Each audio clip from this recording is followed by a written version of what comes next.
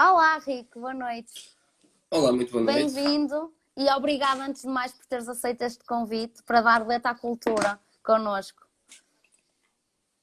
Foi um prazer aceitar, foi um prazer estar aqui. Ainda bem. Só para apresentar o Rico a quem nos está a ouvir, o Rico é fundador da Contracultura, uma magazine online e agência criativa portuguesa dedicada à moda, à música e à cultura urbana. Rico, fala-nos um pouco sobre o que é a Contracultura e a vossa relação com a cultura urbana. Bom, a Contracultura, antes de mais, é, como tu disseste muito bem, uma magazine dedicada à moda, música e cultura urbana, que se dedica não só a trazer todas as novidades do que se passa lá fora e do que se passa cá, como também a fazer uma análise e a trazer um pouco de opinião sobre o que se passa. Mas, acima de tudo, mais do que uma revista, acaba por ser uma comunidade. Uma comunidade de pessoas que estão ligadas à moda urbana, à cultura urbana, à música urbana, de pessoas que se juntam e que têm esse interesse em comum. E diz-me uma coisa, já agora, como é que essa comunidade interage entre ela? Como é que vocês promovem essas interações? É assim, a comunidade começou-se a criar de forma digital através do Instagram, sobretudo no hashtag de Contracultura, onde as pessoas começaram a partilhar as suas fotos, as fotos dos seus outfits, das suas sapatilhas, e um pouco a partir daí, entre partilhar as fotos dessas pessoas e meter outras pessoas a interagir com elas, foi-se criando uma pequena comunidade. Depois, é assim, acabou por crescer através de eventos, sobretudo no Porto, onde essas pessoas tiveram finalmente possibilidade de estar juntas, de poder interagir e sobretudo pessoas de várias áreas culturais, não só moda, não só música, também artes, fotografia e assim, várias pessoas interessadas naquilo que é a cultura urbana. Ok, muito fixe. E diz-me uma coisa, como é que nasceu o projeto? Porquê é que ele surgiu? É assim, o projeto surge porque há uma lacuna em Portugal no momento em que a cultura urbana está a ir nesta direção. Apesar de tudo, aconteceu em Portugal um pouco mais tarde do que aconteceu noutros países da Europa, mas a moda urbana, a música urbana acabaram por se tornar um pouco a norma sim, a norma, basicamente. Sim. E não havia um meio onde as pessoas pudessem saber o que estava a passar em português, bom, neste caso em Portugal, e surge daí, para haver um meio que acompanhe o desenvolvimento da cultura em Portugal. Ok. E já agora, vocês começaram por ser uma página de Instagram, entretanto evoluíram para uma plataforma digital independente, mas a Contracultura é mais do que uma plataforma digital, como falamos na apresentação, também passa por ser uma agência criativa. Portanto, como tu bem mencionas, existe aqui uma parte invisível e uma parte visível. Queres-nos falar um bocadinho sobre a complexidade de serviços que vocês oferecem? É assim, a parte visível e a parte mais importante de Contracultura é precisamente a magazine online. Mas em paralelo, a nossa equipa trabalha com várias marcas e lojas em Portugal, no sentido também de fomentar o desenvolvimento da cultura urbana e trazer um pouco o nosso conhecimento, ou aplicar, neste caso, o nosso conhecimento para que as coisas em Portugal avancem. E fazemos desde eventos, conteúdo digital e consultoria em todo o tipo de tópicos que afeta a cultura urbana. Muito interessante. E já agora, diz-me uma coisa, esta questão é completamente random, surgiu-me por estar aqui a falar contigo agora, que é, vocês utilizam, por exemplo, dados de consumo do pessoal aqui em Portugal para poderem saber quais são as tendências, baseiam-se nas tendências internacionais? Como é que funciona a consulta, digamos assim, daquilo que é o novo produto ou a nova moda, digamos assim? É assim, sobretudo tendências internacionais, porque já podemos verificar no passado que, de certa forma, Portugal anda em paralelo com o resto dos países europeus, mas um bocado distanciado. Portanto, aquilo que acontece lá fora acaba mais tarde ou mais cedo por acontecer também em Portugal. Portanto, não utilizamos dados de consumo das pessoas para averiguar o que se está a passar, não. Sim, quando eu falei em dados de consumo, se calhar expressei mal, o que eu queria dizer é, com base no consumo que existe lá fora, eventualmente vocês conseguirem prever que cá também vai acabar por ser uma tendência àquela utilização, digamos. Sim, e não só consumo, tipo, até mais do que em consumo, focamos mesmo em tendência cultural, na forma como as coisas são feitas, mais do que da forma como as coisas são consumidas. Ok. Ou seja, o conceito que está por trás do produto? A criação. Ok. Mais a do forma que como é consumo, geral. a criação, exatamente. Hoje em dia Porque, ao está fim e ao muito na cabo, é uma forma de moda. antecipar. Ok. Hoje em dia está muito na moda o produto com sentimento, digamos assim, tipo as sapatilhas da Adidas que são feitas com com plásticos recicláveis do oceano ou com uma tecnologia de impressão 3D desenvolvida por eles. Que tipo de relação é que existe com este tipo de materialização do sentido das coisas no produto? Ou seja, fazer com que um produto seja mais do que uma sapatilha utilitária, não é? Que tenha um valor acrescentado. Sim, esse valor é criado pelas pessoas só. Eu não sei até que ponto é que se trata da história por trás de produtos. Por exemplo, quando tu referiste a questão da Adidas que cria sapatilhas realmente com plástico reciclado e retirado dos oceanos, a questão aqui não é usar isso como... As marcas já não estão a usar isso como ponto de diferenciação. Isso é um pouco a norma. E todas as marcas estão a caminhar nesse sentido, porque não é que as pessoas estejam especificamente à procura disso, é porque é um mínimo essencial. A moda é uma indústria pouco sustentável e dentro do pouco sustentável há que procurar o menos pouco sustentável possível. De resto, é assim, acho que essa procura da história por trás era mais evidente há uns anos atrás do que é hoje. Ok. Porque, sobretudo, por exemplo, no mercado das sapatilhas, em que as pessoas procuravam mais saber o que é que estava por trás de cada lançamento, qual era a história, qual era o significado. Hoje em dia já sinto que já não é que isso não é tão evidente. E o que é que move as pessoas hoje? O que é que move as pessoas? Na sua escolha, sim. É assim, sem querer ser pessimista, mas eu diria que é mesmo o que está a funcionar, ou seja, o que os outros estão a usar. Um pouco o que é popular, por assim dizer. Que atenção, não é mau. Claro. Não é mau, mas na generalidade é isso. Há uma determinada série de coisas, uma série de marcas, uma série de produtos que estão em voga, chamemos-lhe assim, e as pessoas têm tendência a ir atrás disso. Ok. Que é um processo perfeitamente natural. Claro. E eu ia te perguntar, quando tu falaste daquilo que é utilizado ou daquilo que acontece lá fora, depois acabar por se repercutir de alguma maneira aqui em Portugal, sim, também existe o fenómeno contrário, que é, apesar de determinada tipologia de produto ou de conceito não fazer sentido, se calhar, ou não ter grande sucesso lá fora, depois acabar por se repercutir de forma diferente aqui em Portugal. Isso acontece? É assim, o que é mais visível, o que acontece mais é as coisas chegarem a Portugal, ou determinado tipo de coisa chegar a Portugal, quando já está em desuso e já não é popular em outros países.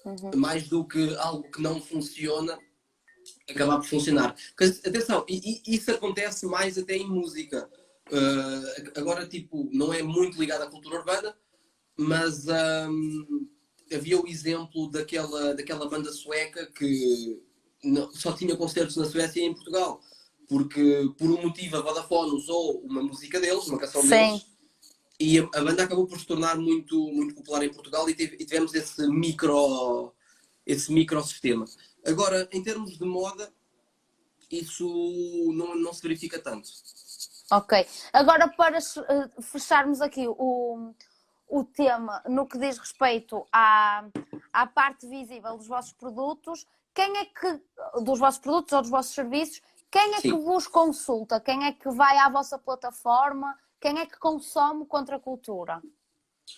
É assim, sobretudo jovens portugueses entre, sei lá, entre os 15 e os 30 anos, pessoas interessadas em moda, em música urbana e que estão a entrar um pouco no mundo das sapatilhas, que estão a entrar um pouco, até podem não ser ter um conhecimento tão aprofundado, mas são pessoas que aos poucos se começam a interessar pelo tema. Na sua maioria, pelo menos. Claro que também temos um nicho de profundos conhecedores. Claro, a questão das sapatilhas é muito falada, tem um grande destaque no Contracultura. Tu Sim. consegues descodificar porquê? Porquê as sapatilhas e porquê não todas as outras categorias? Porque mais as sapatilhas? Eu diria porque eu diria que é uma paixão generalizada É. e que é algo muito mais fácil de gostar. É uma peça de vestuário, chamamos assim, bom, é calçado, mas é uma peça de guarda-roupa mais sentimental que na sua maioria das vezes requer um investimento maior e que nos acompanha muito mais do que, sei lá, uma t-shirt. Claro. Portanto, além de que nas sapatilhas também aquele aspecto emocional que tu te referias há pouco, acho que é mais evidente do que, por exemplo, numa t-shirt. Uma t-shirt pode ter história, e muitas t-shirts têm muita história, mas acho que é mais fácil associar essa história a sapatilhas.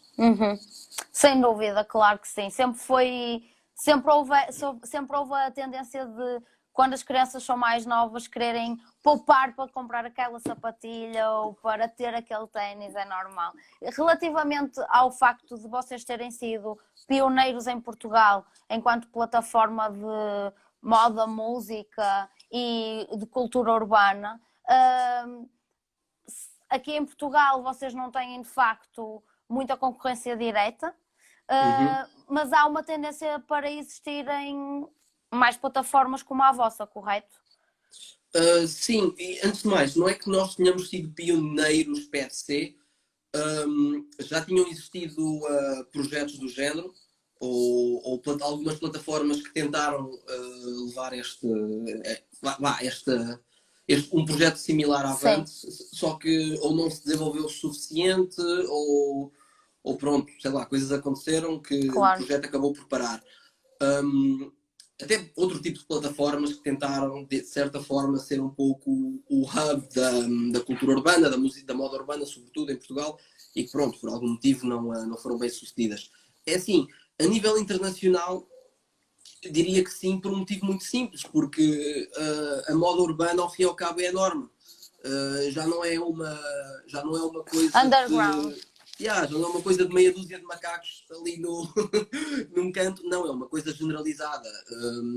As grandes marcas internacionais estão a fazer roupa com códigos streetwear, o próprio sportswear já foi assumido, tipo, pela sociedade. Assim, há uns anos atrás era impensável entrar numa discoteca com um par de sapatilhas. Hoje em dia em Portugal ainda há sítios onde isso efetivamente acontece, mas acho que já não é um problema tão crítico, sim. Digamos que aquela máxima do camisa branca, calça e calcinha, coisa e sapato na discoteca já não é isso já não é o sinónimo de bem vestir. As pessoas hoje em dia entendem, ou é mais fácil entender, que existem alternativas. Agora lembrei-me de uma questão que já me passa há alguns anos, que é: tu achas que o pessoal também começou a aceitar mais o streetwear pela confusão que faz com o sportswear? Ou seja, e pela utilização que o pessoal do desporto dá a este tipo de roupa? Ou seja, achas que a aceitação deste estilo ou desta forma de estar vem muito por influência dos grandes desportistas que são representados por grandes marcas e que acabam por, de alguma maneira, influenciar os seus fãs, os seus seguidores? Eu sinto que é mais ao contrário, porque o que popularizou o sportswear num uso mais informal foi o streetwear. Coisas como, sei lá, calças de fato de treino e as próprias sapatilhas, que ao fim e ao cabo as sapatilhas Sim. vieram de uma base desportiva, mas o que deu o toque lifestyle, ao fim e ao cabo, foi a cultura urbana. Foram os rappers, foram os b-boys. Portanto, foi mais o contrário. Acho que foi a própria cultura urbana que acabou por impactar os desportistas. E a um ponto que muitos dos desportistas populares hoje em dia, e desde há uns anos para cá, é pessoal vindo de meios tendencialmente urbanos. Pessoal que também tem essas referências. Uhum. Ou seja, foi um pouco um todo. Mas o que acabou por popularizar esse uso generalizado do sportswear foi precisamente a cultura urbana. Ok. Relativamente ao facto de, apesar de não existir muita concorrência direta nacional, existe sem dúvida, vocês têm sem dúvida concorrentes indiretos. Queres falar um bocadinho sobre isso? Quem é que tu identificas, ou vocês identificam como concorrentes indiretos de contracultura e o que é que eles vos trazem de bom para que vocês também se tornem mais competitivos no mercado e continuem a evoluir? É assim, mais do que concorrentes indiretos em Portugal, temos concorrentes indiretos em todo o mundo, porque neste momento, com a internet, está tudo muito aberto, a informação está disponível para toda a gente. Ou seja, nós não, mais do que competir com outra página em Portugal, estamos a tentar competir ou entramos num jogo, numa guerra aberta com meios de outros países. Sim. E em Portugal fala-se muito bem inglês, qualquer meio internacional pode ser é uma concorrência e para nós, meios brasileiros também, que ao fim e ao cabo no Brasil a cultura urbana assentou e solidificou-se muito antes do que em Portugal, ou seja, deu tempo para que se desenvolvessem meios fortes lá, que como não aconteceu aqui. É assim, nós aprendemos todos os dias com eles, porque todos eles têm muito mais experiência que nós, muito mais anos do que nós. E um mercado muito maior, um mercado natural muito maior. Sim, muito maior, muito mais amplo. Nós estamos a trabalhar não quero chamar-lhe um mercado, quero chamar-lhe audiência. Numa audiência em crescimento e em desenvolvimento, eles vão trabalhar com uma audiência estabelecida e com um volume muito maior. Mas é assim, aprendemos todos os dias. Mas também podemos trazer o ponto de diferenciação ao abordar as questões, o mesmo tipo de temas, que obviamente não há muito para onde fugir, mas abordamos as questões sob um ponto de vista português, sobre uma realidade portuguesa, abordamos marcas portuguesas, damos ênfase ao que acontece cá e à forma como o que acontece lá fora impacta o que acontece cá. Isso é muito importante, sem dúvida. Porque também nos faz sentir... nós identificamos-nos convosco porque vocês falam de marcas portuguesas e de coisas que se relacionam connosco. Portanto, isso é sem dúvida muito importante. E já agora, a opção de fazer todos os artigos da vossa plataforma em português tem alguma razão especial? Não houver nada em português, de Portugal, digo, é assim... Também é uma questão estratégica, que nós preferimos trabalhar o público português, preferimos falar diretamente com o público português do que estar a tentar falar com quem quer que seja cá fora antes sequer de dar uma palavrinha aos nossos. Né? Claro. Não se trata só de conquistar, também é assim, nós em Portugal não somos nem o centro nem o centro cultural português, da língua portuguesa. Ou seja, em Portugal estamos habituados a estar longe do centro das atenções, a que as pessoas não se foquem em nós, ou que as marcas não se foquem em nós, que as grandes marcas não lancem as melhores coisas cá, que as traduções em português sejam português do Brasil, coisas desse género. Ou seja, seria um pouco ingrato para com Portugal tentar trabalhar um meio de comunicação e pensar, não, em vez de focar no nosso público, vou diretamente atirar-me para o público de fora. Não, acho que não fazia sentido. Sim. Tu agora falaste numa questão interessante, que é o facto de a comunidade portuguesa estar muito para além das nossas fronteiras. Vocês sentem isso no Contracultura? Vocês têm receptividade de pessoal que está fora de Portugal e que vos consulta frequentemente? Ainda não muito. Há casos que conhecemos de pequenos focos de comunidade no Luxemburgo, na Suíça, na Alemanha, em França, mas ainda não é nada muito sólido, muito forte. Não se compara, por exemplo, à comunidade que até temos no Brasil, né? que é Pois, a segunda comunidade mais forte dentro de contracultura. que engraçado, muito fixe, muito bom mesmo. E relativamente, nós já falamos de uma coisa que vos distingue, que é o facto de vocês, enquanto plataforma, fazerem destaque daquilo que é português, das marcas que são portuguesas e do que são as tendências de consumo ou de interesse em Portugal. Sim. Mas, para além disto, o que é que tu achas que é uma boa fonte de diferenciação do contracultura? É assim, eu acho que a nossa principal diferenciação passa por aí, não é? Passa pelo foco na realidade portuguesa que não encontras em outro meio de comunicação. É assim, temos muitas marcas portuguesas, na sua maioria, né? Que nós somos o único meio de comunicação, no geral, a dar-lhes atenção. Pois, Ninguém, nem sequer em Portugal, tem tempo de antena em outros meios de comunicação. Ou seja, acho que essa é a nossa diferenciação, é mesmo esse trabalho de curadoria e suporte a marcas portuguesas e à realidade portuguesa. Depois é assim, também podemos dizer que é isso, esse ponto de diferenciação aplica-se de várias formas, não é? Esse enfoque na realidade portuguesa, em que nós não só damos uma plataforma às marcas, como também uhum, damos uma plataforma à própria comunidade. A questão do hashtag, que foi referido ainda há pouco, é uma forma dos aficionados da moda urbana em Portugal terem uma plataforma para mostrarem o que estão a fazer e aquilo que gostam, aquilo que usam, que não iriam encontrar em mais lado nenhum. sim, sem Nós, ao fim e dúvida. ao cabo, viramos os holofotes para aquilo que se passa em Portugal.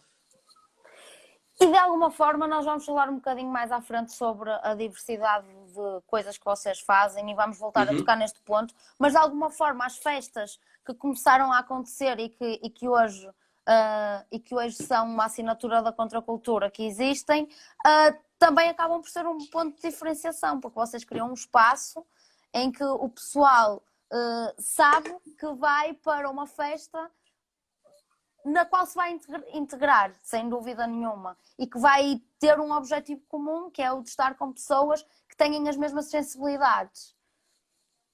É assim, a questão das festas é a mesma coisa. É algo que existe lá fora, mas que não se fazia em Portugal. Porque normalmente são festas associadas a marcas. Uhum.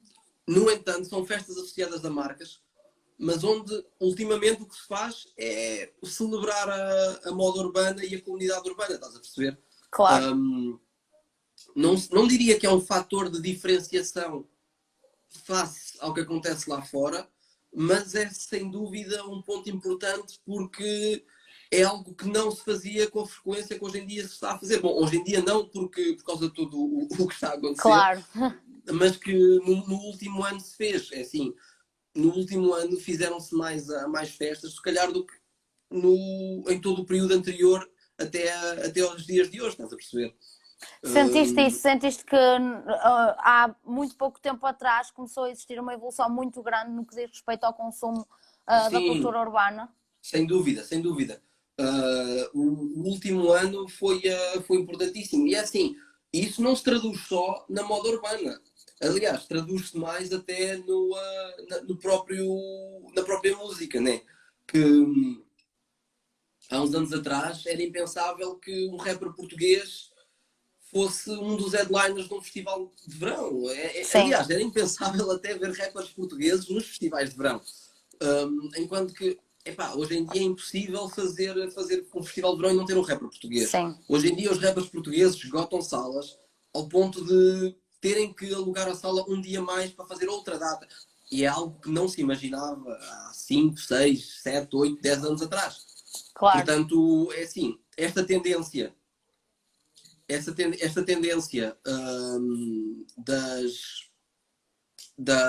do crescimento da cultura urbana está-se a sentir em vários pontos. Ok, consigo entender o que queres dizer no sentido em que cada vez mais existe uma abertura, uma democratização, digamos assim, daquilo que é o consumo de música, de moda, e de todas as vertentes da comunidade. Agora, tu próprio falaste que, apesar de a maioria dos mercados internacionais já estarem a trabalhar com mercados estabelecidos, nós estamos a trabalhar com um mercado em evolução. Isso significa que tu consideras que ainda existe um potencial de crescimento no mercado português, correto? Sem dúvida, sem dúvida, sem dúvida, sem dúvida. Por onde é que tu achas que nós vamos caminhar? Ou seja, como é que o mercado vai evoluir nos próximos tempos e com base em que fenómenos? Consegues prever isso? Com base em que fenómenos? É assim, o mercado, sobretudo, o primeiro passo, sobretudo em termos de moda, o primeiro passo será a emergência de um designer português que se torne uma referência consensual e que acabe mais tarde por impactar o designer ou marca. Certas marcas em Portugal já estão a conseguir, aos poucos, tornar-se uma referência, mas o primeiro passo vai ser o estabelecimento e solidificação de uma marca em Portugal que seja a referência e que depois acabará por partir para o mercado estrangeiro. Isto em termos de moda, em termos de música, assim, só o futuro dirá. As coisas estavam a evoluir, mas esta pandemia, que ao fim e ao cabo cortou todos os festivais até 30 de setembro e que veio retirar uma série de artistas que estava com um momento tremendo, veio-lhes tirar o meio de subsistência, o principal meio de subsistência durante 6 meses. Pois. Como é que isso vai afetar a música urbana em Portugal? Não sei. Claro. Há aqui uma questão no que diz respeito à viabilidade financeira no mercado e à moda em particular, que é relativa ao facto de, quando estamos a falar de moda, normalmente, quando estamos a falar de artigos de designer ou de quem desenvolve determinados modelos específicos, estamos a falar de coisas muito exclusivas e pouco acessíveis ao mercado no geral. Por outro lado, no mercado urbano, tendencialmente verifica-se, claro que existe sempre essa vertente, mas também existe uma vertente da produção de moda muito preocupada em chegar a massas. Qual é que tu achas que vai ser a tendência futura? Vai haver um espaço para a maior valorização de produtos exclusivos e de produtos de nome de design? Eu pessoalmente gostava de dizer que sim. Por outro lado, começou o processo de desconfinamento em Espanha e surgiram imagens de pessoas a ir em massa à Zara. Portanto, não sei. É que, ao fim e ao cabo, apesar de tudo, o mercado da roupa designer ou roupa exclusiva, ou como lhe queiras chamar, é um mercado que, aliás, mete a roupa mais cara. É um mercado em que os preços são mais altos. Não valem pelo aquilo que são, mas sim por quem são feitos ou pelo... Não, valem pelo aquilo que são. Claramente valem por aquilo que são. A questão é mostrar isso à população. Porque tentar explicar à população generalizada a diferença entre uma t-shirt de 5 euros da Zara e uma t-shirt de 50 euros, por exemplo, ou de 40 euros de uma Alexandra Moura, é assim, o pessoal vai dizer, isto é a mesma coisa. Mas as pessoas não têm noção do processo que está por trás, dos custos que estão por trás e da diferença que, por exemplo, a escala faz no preço. Sim, sem dúvida. É assim, ao fim e ao cabo, para a população generalizada, a decisão eu tenho dinheiro para gastar numa t-shirt, gasto 5 euros ou 10 euros nesta t-shirt da Zara, branca, com um print qualquer, ou gasto 40 euros nesta t-shirt Alexandra Moura. Claro. Que não é um print qualquer, pode ter um desenho à mão, mas é assim, com uns desenhinhos. Percebes? É difícil para a população generalizada perceber a diferença. Claro, claro que sim. Está aqui o Youth a perguntar se as máscaras não serão agora um novo espaço. Não, definitivamente. Claro, definitivamente. As máscaras, ao fim e ao cabo, passaram de ser uma coisa esquisita dos asiáticos para uma coisa obviamente essencial. Sem e dúvida. Que as pessoas, ao ser confrontadas com o risco de não ter máscara, ou o risco de não andar de forma generalizada com máscara, As pessoas agora, mesmo quando a pandemia passar, as pessoas vão ter paranoia e vão acabar por usar. E várias marcas já estão a fazer essa oferta. De uma forma um pouco diferente,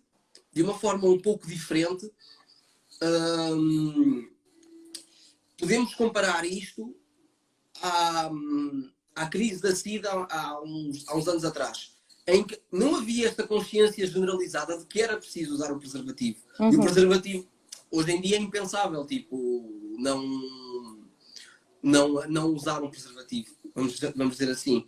As máscaras, obviamente que o risco não é o mesmo, mas as máscaras eram o tipo de coisa que há 5 anos atrás era uma coisa estranha dos asiáticos, uma mania estranha dos asiáticos, mas agora vai ser uma coisa generalizada, vai se tornar um objeto essencial. E tu vais andar a viajar com a tua máscara como viajas com o carregador com o carregador portátil do teu telemóvel, estás a perceber? Claro. E as pessoas vão comprar máscaras, ao fim e ao cabo, era algo que passou Desculpa, o quê? Eu vejo mais como se tem que ter máscara, porque não... Sim, claro, mas é assim, uma coisa é, as máscaras hoje, agora mesmo tiveram um pico porque é essencial, mas é uma coisa que vai ficar, e obviamente que agora a lógica é essa. Tipo, ok, se eu tenho que usar máscara, não vou usar uma máscara qualquer, vou usar uma máscara da marca X ou da marca Y. Aliás, posso dizer, por exemplo, posso dar aqui um exemplo muito interessante, que é o de uma marca, que é a Área 8, que é uma marca portuguesa de Famalicão. Até fizemos uma publicação sobre eles hoje. É uma marca que sempre teve uma estética cyberpunk, uma estética pós-apocalíptica, sempre quis fazer máscaras, aliás, e agora, com esta situação, tiveram a desculpa perfeita para trazer, para executar a visão deles na forma de uma máscara. E sim, as máscaras vão se tornar um objeto essencial, as marcas vão começar a fazer máscaras de forma mais generalizada. Assim, de repente, assim, já consigo pensar em três marcas pequenas portuguesas que avançaram para isso. Sim, há imensas. Se nós formos ao CITEV ver as máscaras que estão certificadas por eles aqui em Portugal, há centenas de empresas que já têm máscaras certificadas. Claro que há umas que são, lá está, que são standard, são brancas, pretas, amarelas ou verdes, e há outras que estão mais preocupadas com a questão estética e com no fundo, com o output da máscara e com o sentido estético da máscara. Mas existem centenas de empresas hoje em dia aqui em Portugal que estão dedicadas à produção de máscaras nas suas mais diversas formas. Mas eu mais do que produção de máscaras, eu estou-te a falar na utilização da máscara enquanto objeto diferenciador de estilo, estás a perceber? Por isso é que eu te falei em designers. Não estamos a falar de fábricas, não estamos a falar de empresas que estão a produzir. Não, estamos a falar de designers que materializaram a sua visão criativa numa máscara. Estás a perceber? Mas sim, claramente vai ser um objeto essencial do futuro e não tarda muito.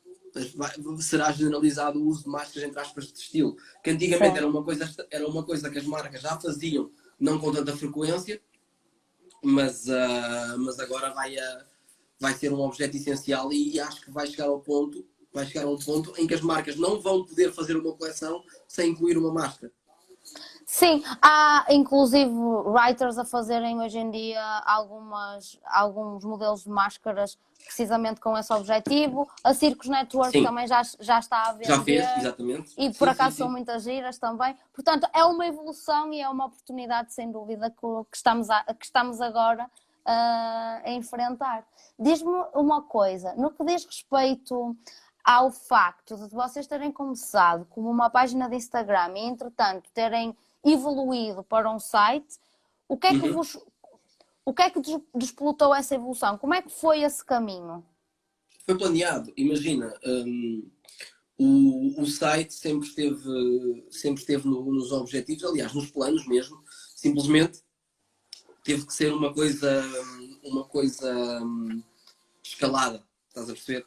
Progressiva. Exatamente. Tivemos que começar como uma página de Instagram e com uma publicação por dia, que depois passaram a 2 publicações por dia, que depois passaram a 3 publicações por dia, depois estabeleceu-se o site, já passaram a 2 artigos por dia, 3 artigos por dia e assim sucessivamente. É uma escalada, como temos outras coisas nos nossos planos que ainda não foram implementadas porque estamos à espera do timing certo ou que as condições sejam as ideais para, mas sim, a passagem para o site foi 100% natural e planeada. Aliás, não te quero dizer aqui nenhuma mentira, mas eu diria que no dia em que sai o Instagram já estávamos a trabalhar no site. Ok. Exato. No fundo, o Instagram serviu para antecipar um pouco a publicação do site. Basicamente, começou tipo. Foi um meio para começar a aglomerar a audiência e dar o projeto a conhecer. Sim, e também testar um bocado o conceito, não é? Para perceber a receptividade do pessoal em relação a determinados temas. Vocês começaram logo com as categorias que atualmente têm? Ou desenvolveram alguma categoria inicialmente e depois foram incluindo mais?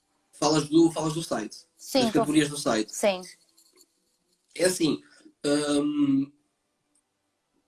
começámos pelo menos com esse plano, ou com essa ideia de que queríamos focar embora a moda urbana fosse o core, queríamos dar atenção e visibilidade aos vários espectros da cultura urbana, à música, à arte e a outros que ainda não e a outros aspectos de lifestyle que ainda não pudemos abordar. É assim, claro que mais do que não nos focarmos neles, o que aconteceu foi que o nível de atenção que lhes damos foi aumentando progressivamente. O core é obviamente a moda urbana, sapatilhas, mas o foco, a atenção que damos à arte urbana, a atenção que damos à música e a atenção que damos a outros assuntos foi aumentando progressivamente. Como já começámos a dar atenção a alguns tópicos que ainda não está a categoria criada, mas que existem planos para. Ok, já percebi. Deixa-me só aproveitar para agradecer ao Youth pelos inputs e pelas questões que nos fez e aproveitar para relembrar ao pessoal que podem fazer o mesmo e seguir o exemplo do Youth, estão à vontade para integrarem na nossa conversa, ok?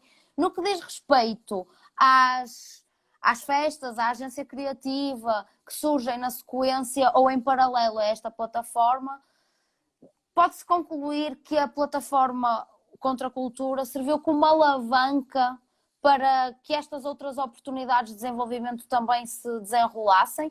Ou seja, as coisas funcionaram sempre par a par, mas no fundo a Contra a Cultura poderá ter servido para vocês, por exemplo, consolidarem contactos ou outro tipo de relações? É assim, é como tudo, né? Quando começamos um projeto não podemos começar com o 100. O Google começou como um motor de busca. Hoje em dia controla o mundo. Foi um processo escalado. Nós tínhamos esse plano também. O plano de fazer de executar esse tipo de trabalhos. Coisas que tínhamos visto lá fora, que tínhamos experienciado lá fora. Mas que ainda não existiam com tanta frequência em Portugal. Ou que não havia um foco tão grande nisso. Ok. Claro que foi preciso primeiro criar uma credibilidade, chamamos-lhe assim, um rapport, para depois poder abordar marcas, poder abordar entidades e mostrar, olha, isto é o que está a passar, podemos fazer alguma coisa com isto. Porque, no fundo, vocês fazem um trabalho incrível para aquilo que são as marcas, principalmente as nacionais, que é mostrar-lhes o potencial que elas têm em relação a toda a comunicação que vocês podem desenvolver ou toda a interação com um conjunto enorme de públicos que não existia antes.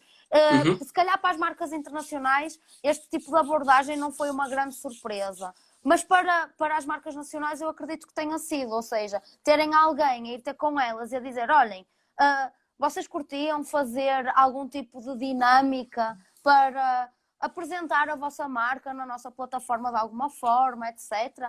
Como é que as empresas reagiram a isso? Como é que as marcas portuguesas reagem a essa abordagem? É assim, as marcas, normalmente quem está por trás de marcas em Portugal, e aí, obviamente não todas, mas são pessoas que também estão a par do que se passa lá fora e também tinham o mesmo desejo de que alguma coisa acontecesse que nós, estás a perceber? Ou seja, foi um processo natural. Foi mais um alinhar de planetas e o timing, em que, ok, nós estamos aqui, queremos fazer coisas, vocês também querem fazer coisas, vamos fazer coisas juntos. Já agora, e para responder ao Yuf, que ele está-me a dizer se o nosso input começou com energia vinda de fora ou cá dentro, é assim, foi um misto.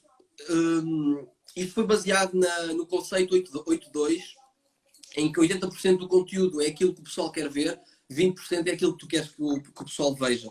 De forma a capturar o interesse de um público generalizado, é preciso utilizar conteúdo ou coisas populares lá fora, para depois, com a tua curadoria, mostrar também o que se passa cá dentro de interessante.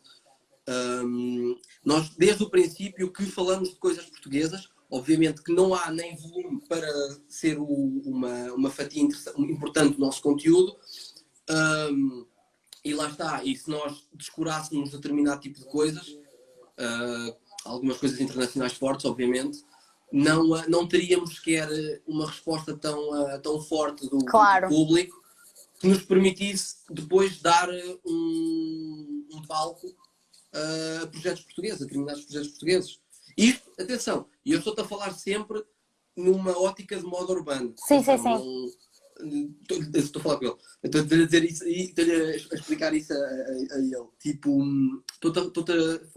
digo-te isto sempre de um ponto de moda urbana, em que tu sempre tiveste marcas portuguesas, mas e tens designers portugueses com ou seja, são um elo de ligação internacional. Exatamente. Imagina, uma coisa que nós fizemos no princípio do site para criar um elo foi começar a escrever sobre marcas brasileiras.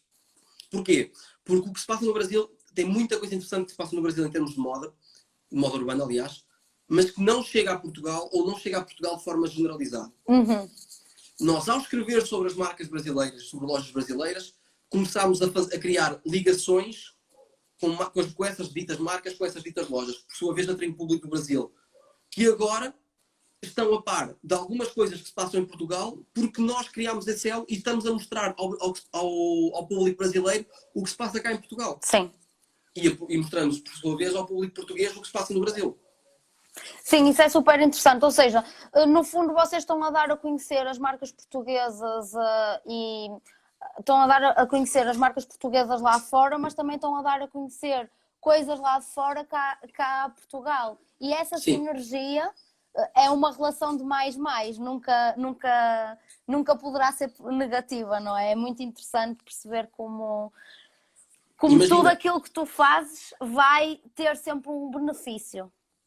Imagina, um objetivo final é que um dia possamos ser uma plataforma internacional que dá visibilidade a marcas portuguesas, ou seja, um mostrador de marcas portuguesas e de trabalhos portugueses para todo o mundo.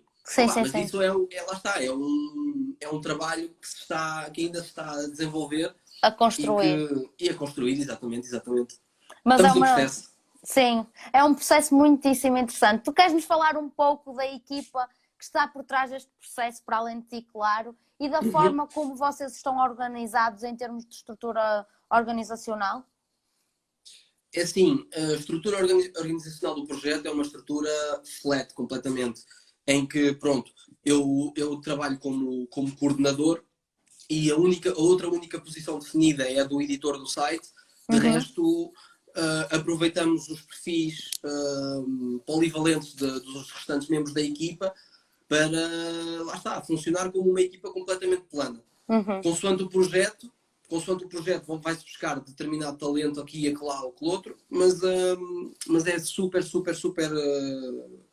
horizontalizada. É super horizontal, exatamente. Sim. Vocês... Sim, desculpa, diz. Nada, ia-te dizer que depois, consoante o projeto, e aí estamos a falar, obviamente, mais de projetos específicos, às vezes para marcas, ou às vezes projetos próprios, mas mais específicos, também aproveitamos o facto de estarmos integrados dentro de uma comunidade e já existir uma comunidade à volta do projeto para, basicamente, ir buscar talento que está à nossa volta. É assim, temos a sorte de termos uma comunidade cheia de pessoas talentosas, desde fotógrafos, modelos, designers de moda, designers gráficos, videógrafos, que nos permitem também dar resposta a outro tipo de situações que já fogem das competências dos membros da nossa equipa. Da nossa equipa core, pá. mais uma vez, é aquela questão do elo de ligação que estávamos a falar há bocado, que o Youth mencionou e que diz que gostou bastante disso e deu-te os parabéns por isso. Aproveito para Obrigado. reforçar a mensagem, porque sem dúvida que vale a pena trabalhar desta forma. Vocês procuram ter uma estratégia formal? Como é que a desenvolvem? E que estratégias é que utilizam? Por exemplo, fazem reuniões de equipa, trabalham por projetos, dividem funções por projetos? Como é que vocês trabalham? É assim, quando estamos a falar de trabalhos enquanto agência criativa, aí existe uma necessidade maior de organização e realmente fazemos assim, temos reuniões sobre o projeto, vamos conversando entre nós e um pouco atribuindo as funções consoante as necessidades. Agora, no dia a dia, naquilo que é o trabalho da Magazine e do site, acaba por ser algo que surge sempre de forma bastante natural.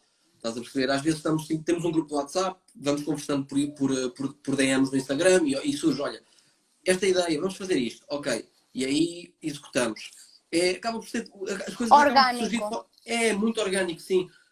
Em discussão às vezes surgem ideias que depois vamos executar, mas é isso. Em termos de estrutura organizacional, naquilo que é a Magazine, acontece tudo de forma natural, na verdade. Agora, claro, em projetos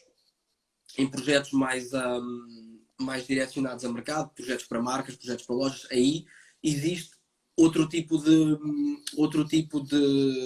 atenção, em que para cada projeto cria-se uma equipa e aí existem funções atribuídas e tem-se uma atenção muito maior. Já. Claro, os deadlines também são outros, não é? Os deadlines, as exigências, tudo. Ok. E no que respeita ao marketing e à comunicação, que são áreas essenciais em todas as empresas, mas em especial numa empresa como a vossa, que é uma plataforma digital, como é que evoluiu ao longo do tempo esta ligação? Ou como é que vocês evoluíram no sentido da comunicação com o vosso cliente ou com o vosso público? É assim, a questão de criar comunidade é que foi chave. Foi chave, porque ao fim e ao cabo a nossa comunidade acaba por fazer esse marketing por nós. Não lhe quero chamar marketing, vou-lhe chamar a comunicação e a amplificação. As pessoas, ao estar envolvidas, vão de uma forma natural falar com os seus conhecidos, vão divulgar e vão partilhar os nossos conteúdos. Portanto, é assim, foi absolutamente essencial a criação de comunidade no processo de comunicação e amplificação do projeto. Sem dúvida, porque ao terem convosco o vosso público, têm tudo, não é? Isso é muito importante.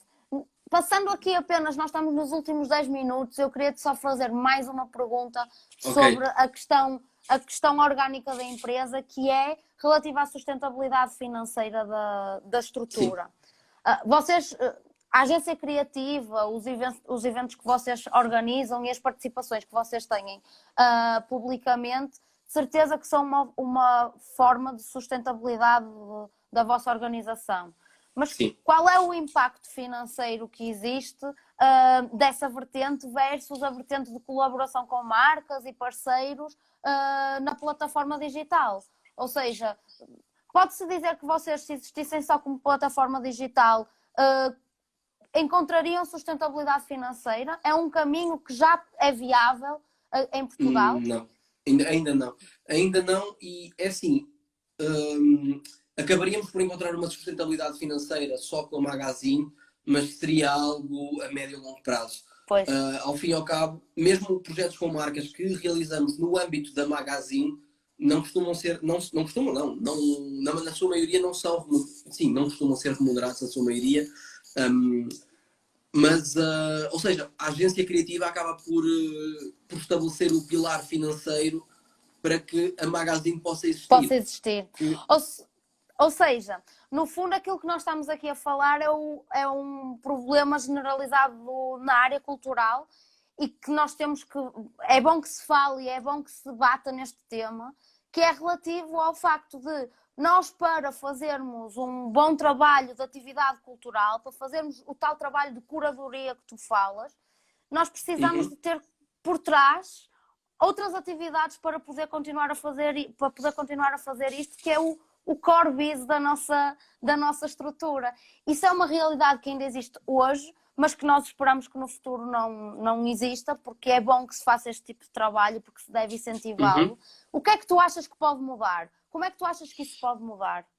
Qual é o sentido Francamente, evolutivo? eu não quero que isso mude. Vou ser muito honesto contigo, eu não sei se quero que isso mude por um motivo muito simples. O facto da Magazine Cultural, ou neste caso o facto de não depender da Magazine não depender de si mesma para ser sustentável, também lhe dá independência, estás a perceber? Sim. A partir do momento que tu, para que a Magazine esteja ativa, necessites de colaboração com marcas, acabas por te tornar refém delas.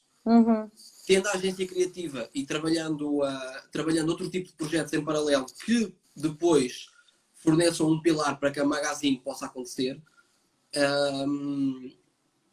acho que permite à Magazine manter-se idónea e manter-se independente, como disseste. Sem dúvida. Exatamente, e sem ser tendenciosa, sem estar sempre a dar conteúdo patrocinado, que ao fim e ao cabo as pessoas cansam-se. As pessoas não querem, as pessoas para ver anúncios, por causa dos anúncios as pessoas estão a sair do Facebook, tipo, as pessoas não querem estar constantemente a levar com publicidade, estás a perceber? Sim, claro, mas imagina, eu entendo o que tu queres dizer, mas essas estratégias de publicidade massiva e as fontes de rendimento que hoje em dia as plataformas que vivem disso têm que ter, como diz o Yuv, em Portugal, a experiência que ele tem é que é quase suicídio ter uma plataforma digital para viver dela. Não, completamente. Mas essas estratégias não deveriam ser as estratégias que podem ser utilizadas no futuro, ou seja, um tipo de plataforma como o teu pode continuar a ser independente se, por exemplo, o interesse do público for tanto ao ponto de eles poderem pagar por um serviço como o teu, sim, percebes? o sistema de subscrição. Mas é assim, mas tu cobras por um serviço. Atenção, eu estou aqui a dizer isto e pode ser realmente uma decisão a tomar daqui a uns meses, daqui a uns anos. Mas eu preferiria evitar um sistema de subscrição por limitar acesso à informação. Também pode ser um sistema freemium, verdade seja dita. Em termos de publicação, é assim, basta a questão da publicidade, por exemplo, basta olhar para o que aconteceu com vamos chamar-lhe os influencers, que ao fim e ao cabo, hoje em dia, os influencers tornaram-se tipo cartazes de publicidade, em que todas as publicações estão a promover um produto, que nem sequer estão a promover um produto de forma real, porque antes as pessoas promoviam produtos, mas promoviam os produtos que gostavam. Que consumiam, certo? No fundo, sim. Hoje em dia estão a ser pagos para consumir e para fazer com que os outros consumam. É assim, tens exemplos de pessoas em Portugal que sem dúvida, são pagas para promover Coca-Cola e não gostam de Coca-Cola. Sim. Estás a perceber? Sim. E ao fim e ao cabo, estar a tentar que a publicação seja autossustentável é estar a arriscar cair nesse caminho, não é? Nesse caminho, exatamente. Consigo compreender perfeitamente e é uma estratégia muito inteligente, parabéns por isso, e muito corajosa. Nós estamos nos últimos 5 minutos, temos aqui alguns temas que não ficaram muito explorados, mas eu aproveitava para fazer uma última questão. Consideras que as situações de crise constituem momentos de oportunidade para a valorização cultural? E, assumindo que sim, como é que um momento de crise como o que estamos a passar agora pode contribuir para uma evolução, seja para a contracultura, como para a própria comunidade urbana? Em primeiro lugar, sim, as situações de crise são momentos de oportunidade de desenvolvimento. No nosso caso é muito simples, que é as pessoas estão em casa, estão o dia todo sem fazer nenhum, agarradas ao telemóvel, agarradas ao computador, é dar conteúdo para consumir, é dar conteúdo de qualidade e pronto. E não há aqui grande ciência. Claro. É baseia-se em dar às pessoas coisas com que se entretenham. Estás a perceber? Claro. Já agora, em relação ao que o Yufdi falou aqui, business é business. Precisamente por isso é que queremos manter a parte de sustentabilidade focada na agência criativa. Aí, efetivamente, business é business. As marcas vêm pedir coisas, pagam, Vocês fazemos as fazem. coisas, sem problema nenhum. Agora, que isso acabe por afetar o conteúdo da magazine, é que, ou neste caso da publicação online, é que já é mais... Aí já, mesmo com os clientes que temos... Porque põe em causa o próprio conceito. Claro, imagina, mesmo quando temos conteúdo patrocinado, também temos conteúdo patrocinado no site, existe um trabalho de curadoria, ou seja, não vamos publicitar conteúdo ou trabalho que não passe o nosso filtro de qualidade, ou seja, não é Sim. como qualquer pessoa que agora faça 3 t-shirts e diga, olha, pagamos-vos X para vocês escreverem um artigo. Claro. Se calhar claro. não, estás a perceber? Sim. E ainda bem que sim. Eu gostaria imenso de continuar a falar sobre este tema contigo. A conversa passou a correr e pá, adoraríamos poder continuar porque de facto é um tema interminável e é uma oportunidade quase única poder estarmos a falar sobre moda em Portugal, sobre moda especificamente urbana em Portugal. Portanto, muito obrigada pela tua participação. Obrigado e muito pelo convite. obrigada, antes de mais, por seguir-nos e por contribuires ativamente para, não só para o Daleta à Cultura, como também para a First Steps. Pessoal que esteve aí, muito obrigada. E uma vez mais, muito obrigada pela tua participação. Gostaria só de dizer que, caso vocês considerem interessante algum tema em particular, mandem-nos mensagem. Nós estamos aqui, é para partilhar convosco temas que agradem a todos.